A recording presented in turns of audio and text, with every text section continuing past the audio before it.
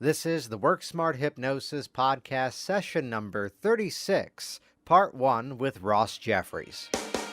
Welcome to the Work Smart Hypnosis podcast with Jason Linett, your professional resource for hypnosis training and outstanding business success. Here's your host, Jason Linett. Welcome back. It's Jason Linett here, excited to jump into part 1 of this series with Ross Jeffries. You know what? I'm going to be blunt here. I'm more excited for you to hear part 2 of this, which is going to come to you in a couple of weeks. In part 1, it's Ross and I just catching up.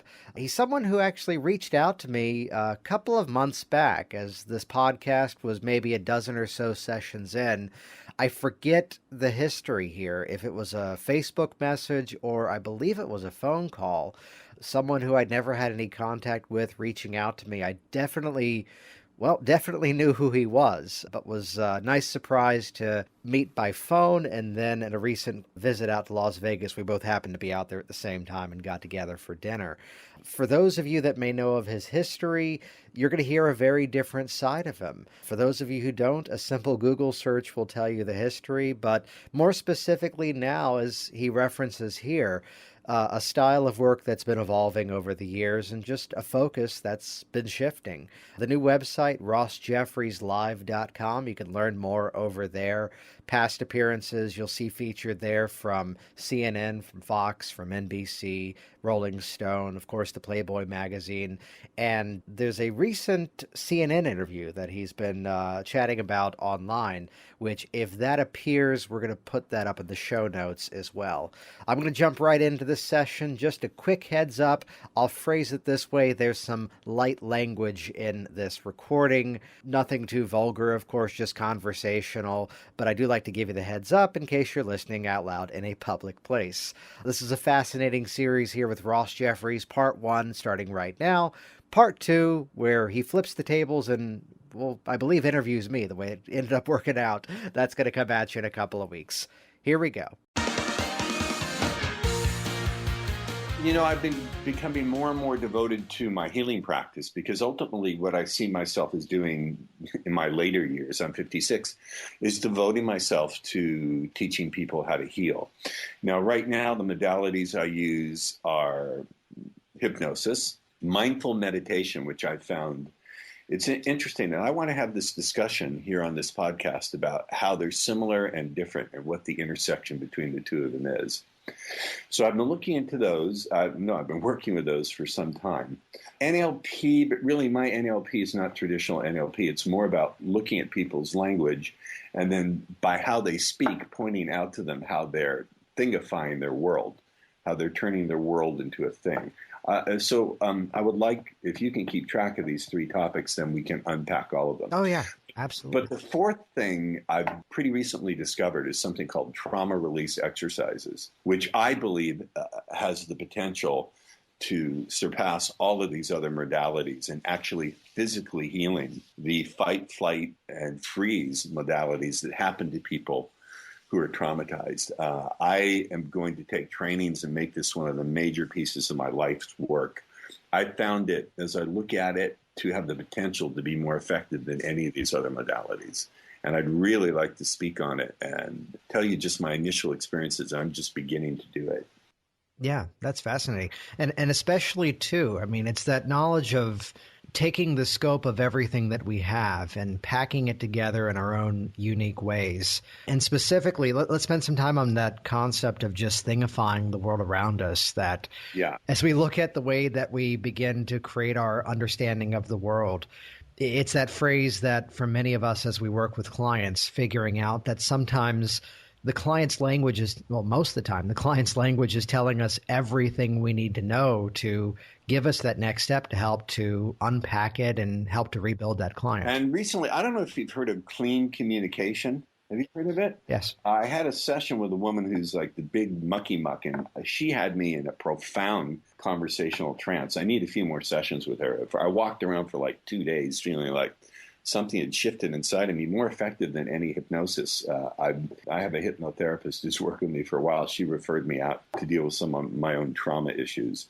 And I want to say that based on what I've seen from Dr. Bercelli, who created these trauma release exercises, I think virtually the entire society is either experiencing chronic trauma or acute trauma. But let's get back to your question. Please repeat it. Yeah, let's chat a little bit first of all in that concept of just thingifying our language and how I'll give you an example. So when I do teach my pickup and et cetera seminars, guys will say to me, I want more confidence with women. That tells me that they're viewing confidence as a thing or a trait that they either have or they don't. So my response used to be, okay, let me go up to my room.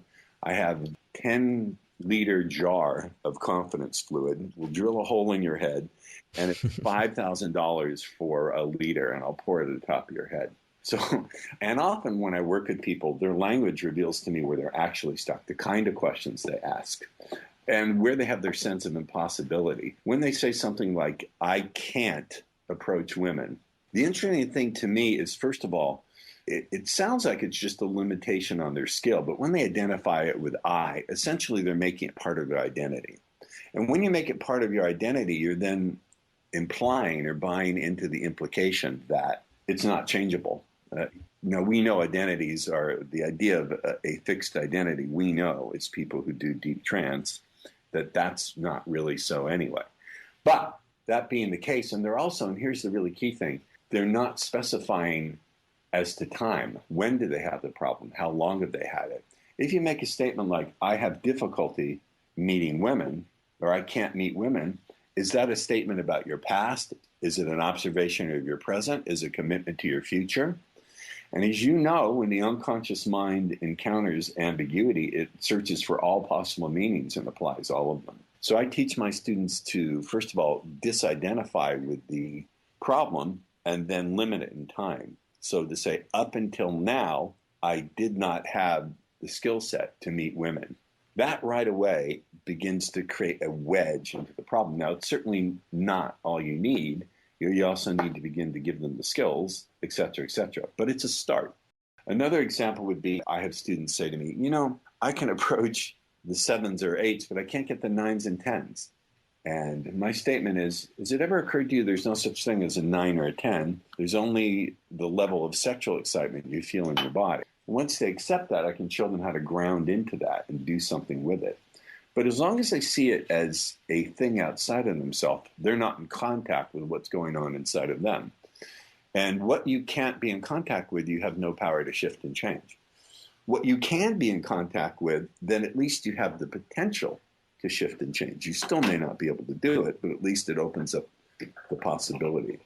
I'm sure that makes sense to you. And the other thing is, you're very experienced. When the clients come in, their language doesn't necessarily reflect what's actually going on. It just gives you their metaphor for what's going on. Right. And specifically, you made that transition of chatting about that in terms of working with a client for a change process. It's one of those bits about just how universal this information is, that the concepts for producing a sale, the concepts for producing a change, the concepts for building that relationship, building that connection. So specifically here, we can break it down to be that nominalization pattern to go, they've turned this thing into something. And as soon as they start to understand the structure of that something being several parts that are moving and no longer just static and stuck, even that alone is going to change the perception of the issue. Yes.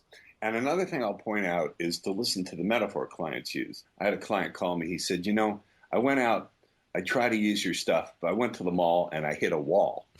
I said, oh my God, did you break some bones? Did you call the paramedics? He said, no, not that kind of wall. I said, well, was the wall made of Jell-O? So if it was made of Jell-O, did you eat any of it? He said, no, I don't literally mean a wall. I meant I felt stuck. Aha. So, their metaphors are very interesting. If they give me a metaphor like, oh, I hit a wall, I'll go, okay, if he actually really physically did hit a wall, what are some of the things that would have happened? And I feed that back to them, and then they have to laugh at it. Another thing I'll do is with clients who are really seriously damaged and they think it's about them, I give assignments. And the purpose of the assignment is to begin to externalize the problem. So by observing it or putting it onto other people, they can see it's not who they are, it's bad habits. Shall I share an example? Yeah, go for it. I had a client who was really, really screwed up. And I said, look, I'm going to give you an assignment. I want you to go to the center of town or somewhere where there's a lot of people. And I want you to look and see until you find a person who you feel is a guy who's got it all. A guy who looks like he's successful with women. He's good looking.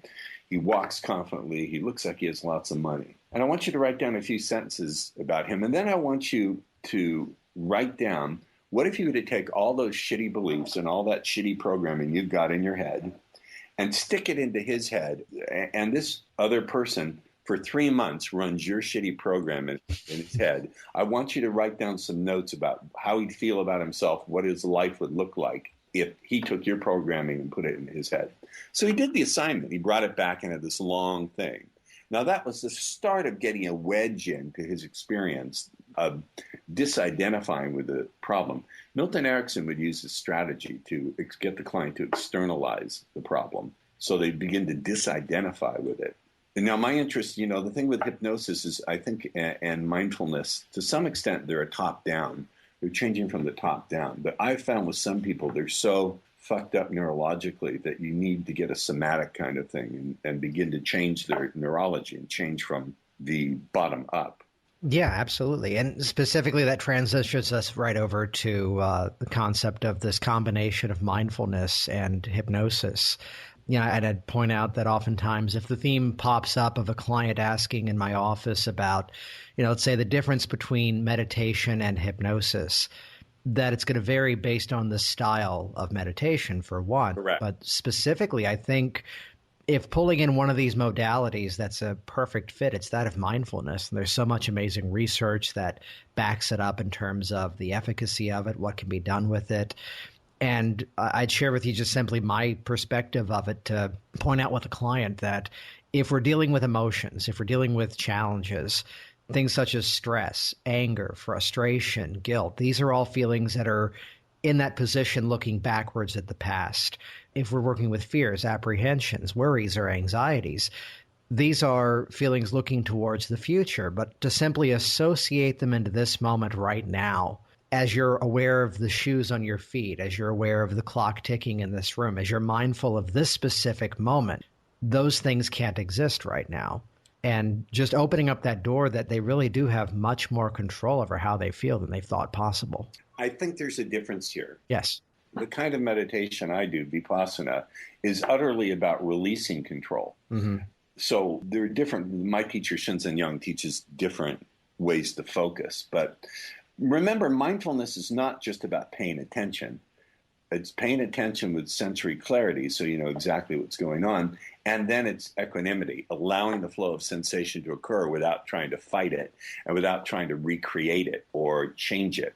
Now, you can also cultivate positive feelings. This is the Buddhist practice of metta.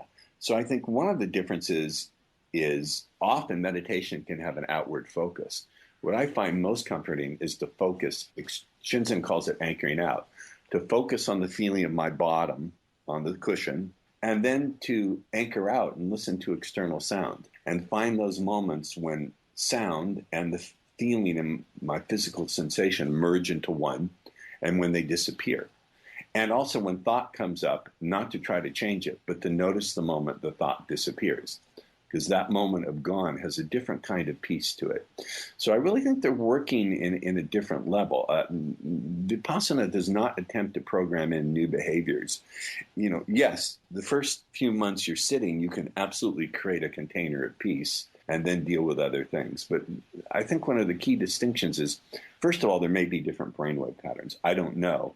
I know my teacher and his senior students participated in some medical studies to look to see what was going on with their brainwave patterns. And getting into the science of it, I know Ernie Rossi wrote a book on gene expression, on psychobiology of mind-body healing, and that there's gene expression that takes place when you do trance. I don't know what kind of gene expression, if at all, takes place through mindfulness, but I think it's a different approach. Now, it's not to say they can't be complementary, but I think it truly is a different approach. And the end goal of mindfulness, as I see it, is not necessarily to program in new behaviors. They come as a result of being less driven and being less fixated. But I think it's to address the big S, I think hypnosis addresses the suffering of life with a small s. Someone has a headache. Someone has a phobia. Someone believes they can't achieve a goal. It's extremely worthwhile. But it doesn't address the big S, the suffering that's inherently part of life, that things are impermanent, that we're going to lose things, that things change, that we don't want to change, that we get pleasure and we tighten around it so it doesn't bring satisfaction. Vipassana addresses that. And I've seen people who are really driven to achieve their goals, but then when their goals, they reach them, it destroys them. They turn manic or psychotic. So I think Vipassana is it's a good way to begin to chip away at that drivenness and that fixation and the poisons. The Buddhist psychology talks about the kleshas, the poisons: greed, anger, hate, drivenness, fixation, craving, aversion. Sure, hypnosis will address cravings like cravings for a cigarette. It'll address aversions when it deals with a phobia, but it doesn't address the overall problem. What are you going to do about all cravings? What are you going to do about all aversions? Not just what are you going to do about this fear, but what are you going to do about all fear?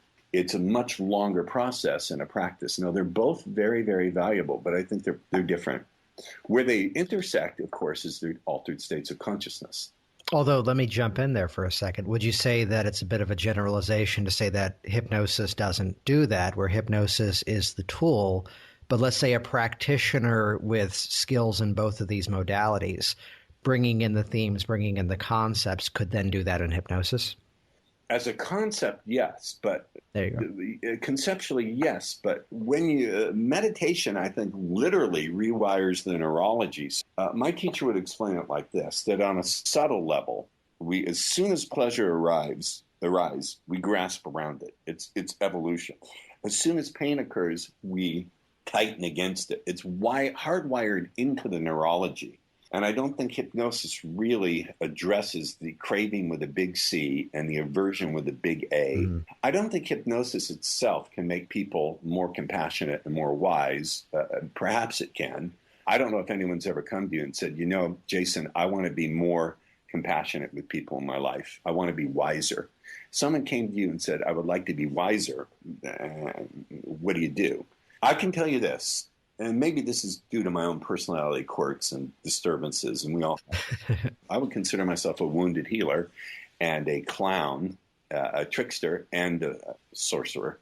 The example of a client coming in specifically and just saying, I'd like to be more compassionate, I'd like to be more wise, that we'd be working on a very sort of a surface level issue for something that needs to be much more deep surface in terms of what they're consciously and unconsciously becoming aware of in the world around them. Yes, and I think that Vipassana is a terrific tool for doing that. Now, if someone came to me and said, I don't think Vipassana is a good tool for relieving trauma. It just takes too long. And it's not a good tool for relieving a specific compulsion. If you have a compulsion like overeating, it's a lot of work to deal with that. I would much rather turn to something either like hypnosis or this trauma release exercise modality, because generally speaking, people are far more traumatized. And I don't just mean the mental imagery and the emotions. I mean the body itself. This has to do with fight, flight, and freeze, that many people, when they live in a emotionally abusive environment, emotionally empty environment, or they have an alcoholic parent or whatever it is, they develop a freeze response. They just numb out to all emotions, or when they come out of freeze, they go into rage or they go into crazy behavior. People often, this happens with veterans, they come home, they've been severely traumatized. So if you're in a situation where your adrenaline is constantly running, then your sympathetic nervous system is on overdrive. And your parasympathetic nervous system can also get worn out because you're just trying to calm yourself down.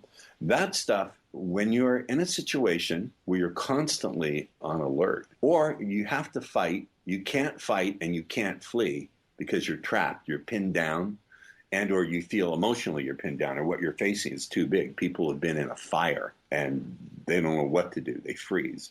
That is stuck in the neurology from the ground up. And the guy, David Berceli, I'm deeply impressed by TRE as a means of releasing that stuff that's actually stored in the body. It's stored in the neurology, and it's got to go all the way down to the brainstem. through doing these exercises, he creates neurogenic tremors. They're tremors that are coming from the brainstem. And I've talked to people who said, look, 3, 4, 5 months of doing this, my PTSD is gone, where other modalities don't work. Now, here's what's interesting to me, and I asked Dr. Bercelli this. How do you explain the fact that other modalities work? Some people can do EMDR, and it works. He said, I really don't know. Maybe somehow it's addressing, it's disconnecting what's going on in the body from the story. He didn't know. I find as a healer, it's fascinating how all kinds of modalities can work. Yeah, it's a matter of the practitioner putting in the right tools at the right time, and just it's that interaction as well. I'd be curious to ask you a question from an outside perspective for a moment, though. Sure. Would you say this has been an evolution of all the work that you've done coming up to this point now? Is this a side that's always been there, that we're hearing a very different side, perhaps, that I'm loving here? Well, it's always been there, but I had my own disturbances, so I was not able to develop it to the point where I'd like to. And so, what happened to me is I went through, I don't know what triggered the trauma. I went through 2.5 years of not sleeping and had, I don't like to call it a nervous breakdown, but a nervous breakthrough. And I began to look at these various different things. And now I'm far, far from the path of being healed. But I think the missing link will be this trauma release stuff. Many people have said that it is. So it evolved from that. And also, as you get older, you begin to think, do I want to continue doing what I was doing? Yeah, that for the most part, your focus has been shifting in recent years, hasn't it? Yes, and I'm also teaching persuasion courses. I actually have a free persuasion course if you're interested in that. If you go to rossjeffrieslive.com/course, that's rossjeffrieslive.com/course, you can pick that up. But also, if you're interested in having me on your podcast or speak to your group or at your event, just go to rossjeffrieslive.com, JEFFRIES. If you go to rossjeffrieslive.com, that will tell you about how to book me as a speaker. And if you go to rossjeffrieslive.com/course, you can get the free video. It's a video training on persuasion. You can do both.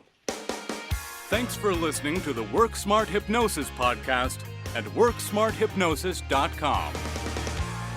Hey, it's Jason Linett with one last quick thing. Imagine yourself running an even better hypnosis business just in the next 10 days. Head over to WorkSmartHypnosis.com and check out the 10-Day Hypnosis Business Challenge. It's 10 days of emails, 10 days of videos, 10 days of specific action steps with tested techniques to help you to grow your hypnosis business. Hey, it's Jason here, and reading is lame and videos are awesome. So do this right now. Go ahead and click subscribe right here inside of this video, and that will link you to my YouTube channel, and you will be the first to find out as new information is shared here online. Click subscribe now. Stay in touch. I look forward to hearing of your success very soon.